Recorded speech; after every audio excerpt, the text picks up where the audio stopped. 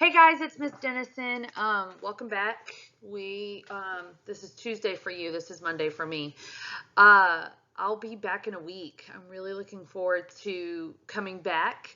But today we're gonna keep on keeping on so that by the time I get back, we can really kind of focus in on applying some of those action sentences like we did last week. Before we get started on today's video, Theater Productions, I sent you a link to Microsoft form via Remind for you to vote on our troop shirts, and I've only gotten 7 out of 22. So you need to vote on the shirt. Otherwise, I'm just going to pick the shirt and nobody's going to have a say, but it's your shirt, so I feel like you should have a say. Advanced theater, 7th period class, be on the lookout because I will be selling some LCM theater shirts for you guys to purchase since you are a part of our program. All right, so today we are going to talk about finding a monologue, okay? And that's what you're going to spend the majority of your class time on. Over the course of this evening, I have put everybody into teams, whether you're in 7th period or 8th period, and I've uploaded in the file section different documents. So there's a male monologue comedic document, male monologue dramatic document, female monologue comedic, female monologue dramatic. There's different ones for you to choose from. But before I just let you run free, I want to make sure that you're set up for success. And so the goal for today is that you can find and select an appropriate monologue for your end of the 6 weeks performance. So you can have your note sheet out for this, but a lot of it that I'm going to go over is not on the note sheet. So you can either write it on the side, write it on a separate sheet of paper, but these are tools that, especially if you're going to be in my program next year, that I would recommend you writing down. That way you have it already sort of in your brain. So let's get started. So we're going to start with the top square up here. It's like that turquoise looking square. When you guys find monologues, normally this would be a question I'd love to have answered in class, but I'm curious to kind of know what your process is behind finding those monologues. I think for a lot of you, it's what monologue can I find that I can memorize the quickest, right? And it shows when you perform it, right? Versus finding a monologue that you really embody and also you really enjoy.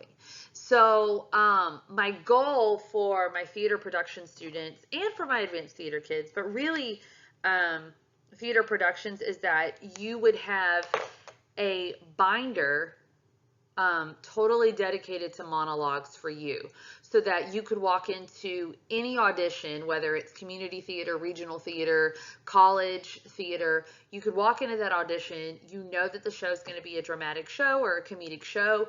Boom, you have like a repertoire of monologues for you to choose from. And it makes your job a little bit easier, right? Because the work that we're going to be doing now, you would have already done it. So then when you're getting ready for auditions and you're looking at monologues, you're just kind of reflecting, kind of regurgitating everything, and then you can apply it and knock it out of the park and be in the show and be amazing. And then of course tell me so that I would come see you and bring you flowers and like scream and woo, that was my student, like all of that. So that's the goal for me as your teacher, is to get you to that level. So you're allowed to use the books, handouts, materials I have. The books that I have are on the brown bookshelf across from my office. They're old scripts. All of my new scripts are here because with COVID, I wanted them here so that I could read them since we were stuck here for 7-8 months. But then, there are some classic shows located there. You can also check out the teams monologues that I have on there for you.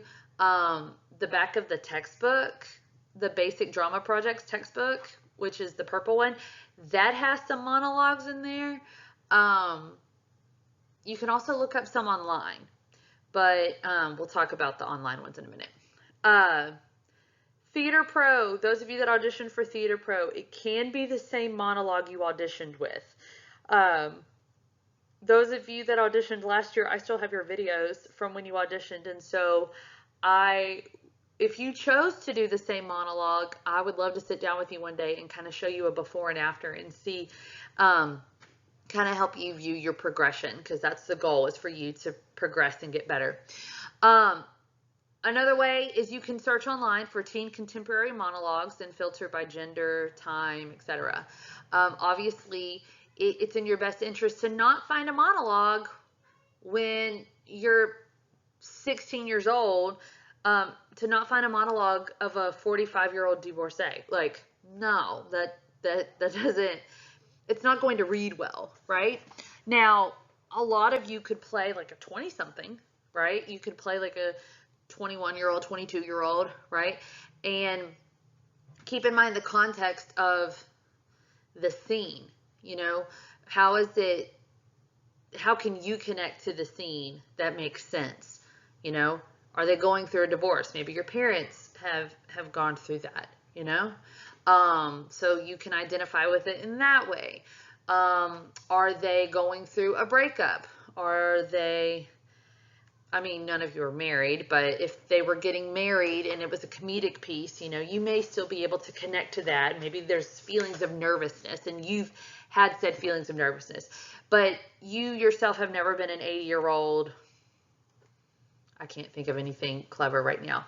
The point is that you want to just make sure that it's appropriate and that it reads well. Otherwise, while you're doing the monologue and I'm reading the monologue and it says you're supposed to be 65, I'm going to be like, why isn't she 65? Okay, so keep it appropriate for you. Right, okay, so you see the thing about teams. Must have title, author, and character name. Okay, if it doesn't have line numbers, I don't want to do the line numbers. I'm not necessarily worried about line numbers. I am focused on that the monologue must have a title, author, and character name. So those of you that did audition with the video, I still need a typed copy of your monologue. So if you have to write the monologue, just know that it has to include that. And then I just want enough spacing in there for you to write in some things later on. So just keep that in mind when formatting your monologue. And then you will share it with me and we'll make 2 copies. So if you decide to type it up onto OneDrive or type it up in a Microsoft Word OneDrive, you can share that document with me and then I'll know that that's the copy you need. If you go onto Teams and you find a monologue from the ones that I provide, you can simply send me a chat saying, hey Dee, I'm gonna do this monologue. And then I will have that on file. So yeah, 2 copies, one stays with you, one stays with me. It's gonna go in your binder under scripts. It says backpack pocket. If you want to make a 3rd copy for your backpack or pocket, get after it. And then you need to start memorizing. I'm being a little bit more lenient on the memorization, particularly because the end of the 6 weeks is next week, and we did have a storm. So had the timeline would have worked out, you would have had plenty of time to have this memorized. But what I don't want is for you to be like, but soft, what light through yonder window breaks. I need you to actually act. So yeah, just keep that in mind. I do want you to memorize it and become very familiar with it so that by the time of performances, it does have, we can tell that you've rehearsed versus just reading it off of a piece of paper. Okay, so those of you that are new to memorizing things, how the heck would you go about memorizing? These are tips that I've gotten from students over the years. These are my personal tips. These are tips I got from many of you last year and from seniors last year. And so I want to share them with you. First of all, chunking the text.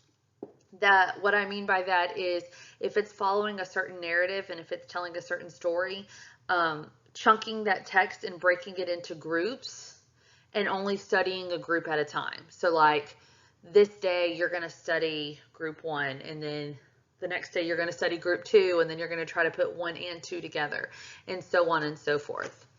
The next one, my animation was terrible.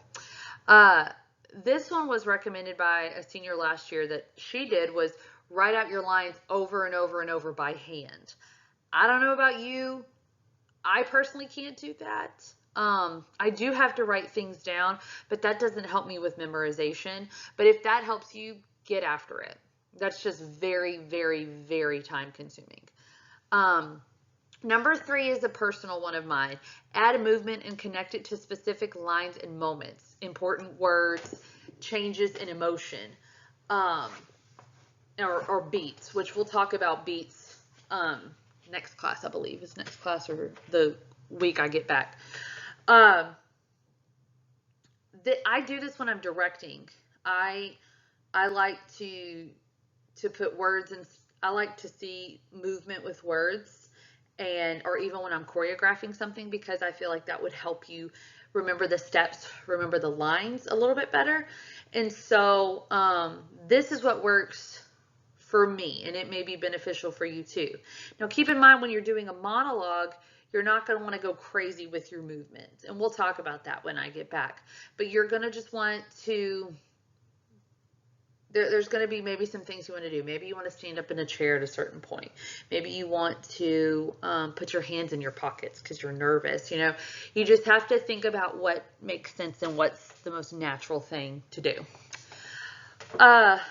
Number 4 is terrifying to me. Record yourself saying it and listen to it over and over. You could definitely do that. That might be the easiest thing to do, because you could listen to it on the way to school. You could listen to it like when you're brushing your teeth, like right before you go to bed. That's a really simple way to listen to it. Very like listening to a song. Practice every day. Duh. I mean, hello. Have friends and family help, especially if you have friends and family who have done theater before. You know, watching them do watching you do the monologue. You know, they may not only be able to help you with memorization, but maybe even give you some tips and tricks on how to make the monologue that much better. Minimize distractions. Focus just on this. This is one for me. I wish I would have learned this about myself when I was a kid, but I cannot, when I'm working, I cannot listen to music or even The Office. I cannot listen to The Office in the background while I'm working. That ability to multitask, first of all, none of us can really multitask. It has been like scientifically proven. But second, it does not work for me in my brain, because I feel like, I feel like my mind is in 2 separate spots when it needs to be focused on one thing. And so that would be my encouragement for you, is that yes, you may think you multitask by listening to music and memorizing, but I promise you, you could get the memorization done a lot faster if you would just focus on one thing at one time. And then of course, say it out loud. I remember in history class, I would put terms to popular songs. Like today, I had to remember the license plate of my new car, and so I put it to the tune of the old song 8675309. Right? It's an old song. But anyway, I was like 87620ZM401, because that's my license plate right now. And so that works for me. Those of us that are musically inclined, that also works for me, and that may be something you could do too to help you out with memorization. If you have any more ideas, feel free to share them with me when I get back. That way I can add them to the list. Okay, so your assignment for the rest of the day is not to do whatever it is that you want to do, is not to work on another class assignment is not to leave the classroom. Your assignment today is to use this time to work, right? Do I want you to go home and do homework in my classroom? No, you all have lives. You all have jobs. You all have extracurricular activities. You all have boyfriends, girlfriends, or you want to have boyfriends, girlfriends. You all have friends, right? You have responsibilities at home. Okay, so I don't want you to have to go home and stress about this. So take advantage of the time that you have right now. Okay. First and foremost, you're going to do the exit ticket. I would answer the first question first. What are 2 strategies to help you memorize your monologue? I just went over that with you. And then have you accomplished today's daily goal? If not, how, or if no, how can you accomplish your goal before next class period? So some of you might have already found a monologue per our Friday's class when I told you to start looking. If you've already found a monologue, go ahead and start memorizing. Go ahead and start thinking about your sentences that we went over last week. Which sentence would best apply to your monologue? What action verbs can be associated with your monologue so that you can put objective and tactics into the text? So the rest of you need to start looking. And then on Monday, next class period, yes. So Thursday, we're going to go over tactics and beats. And then next class period on Monday, I'm going to go over application with you on that and how you can apply that to your monologue. And that'll give you a day to also study. And then on, I believe Wednesday and Friday of next week, we're going to do the monologues. I have to look at my calendar to see, but you get the idea. So yeah, that should set you guys up for the day. If you have any questions, you know how to contact me. I love you guys. I will see you very, very soon.